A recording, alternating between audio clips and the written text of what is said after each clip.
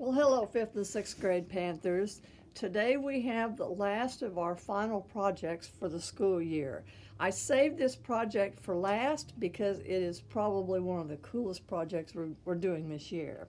I have a sample here. When you guys on Sunday got something like this, and I ask you to be very careful with it, let me show you some samples of what we've done with it, and then I'll show you how to do it.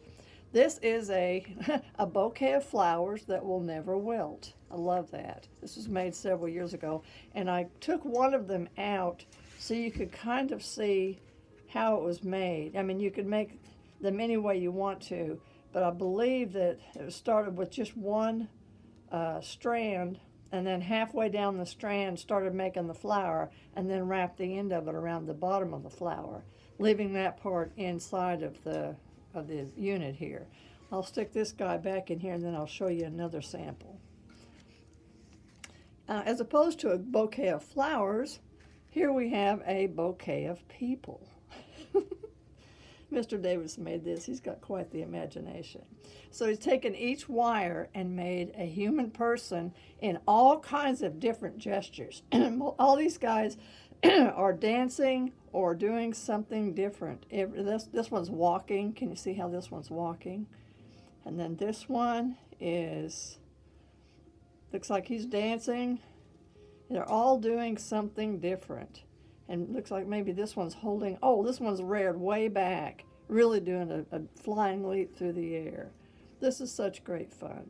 Okay, some different ideas for you. I've pulled out just this tray of beads that I have. You could use anything you have at home to put onto your sculpture. And so let me show you how to get started on this, and then you can just have a big time with it. When you get yours, go ahead and there's a plastic sheathing on the outside. So I'm going to lay this down so you can actually probably see it a little bit better. Take this sheathing off real carefully. Don't pull up with it, but just kind of peel it off like you're peeling a banana. And set that aside. And you'll have, I believe it's 100 wires in here to play with. And there's a bunch of shielding that is in there between. You can cut this off if you want, or you can just use it as a part of your sculpture. I don't know, you could probably do something cool with it, maybe braid them or something, I don't know. This one here, I put a couple of beads on so you can kind of see how that works.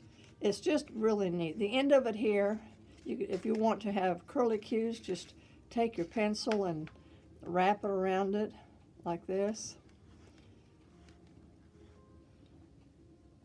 And then you have a curlicue. Or you could bend it into, like I showed you, like a flower, or you could just bend it into a circle. But as you are making your sculpture, I want you to be thinking about your elements of art. Of course, we've got color here already illustrated. You could manipulate these around so maybe you have all the green on one side and the red on the other, or you could leave them in kind of a random fashion here. Think about balance. If you don't want to have the whole thing leaning all in one direction, but you don't want to have it completely static either. So have some variety in your balance, in your composition. Think about color, and we've got a couple of different textures here, and adding beads or taking some pipe cleaners maybe and wrapping around it. Just anything you want to come up with to make this interesting. I want you to have a lot of fun with this.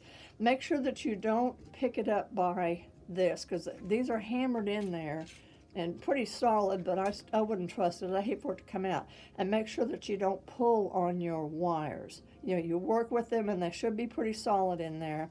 Mr. Davis and I worked really hard to make these bases and make everything nice and solid for you. So the video is very short on this lesson, but you're going to have a big time in making a beautiful sculpture that is just yours. And when you turn it in on Sunday, if you could get a piece of tape or something and put your name on the back of it, that would be a big help. So get as much done as you can. Oh, looky there. Get as much done as you can to get things turned in by Sunday, because remember, Sunday is the deadline for our art contest. Okay, praise God, stay inspired, and keep making art.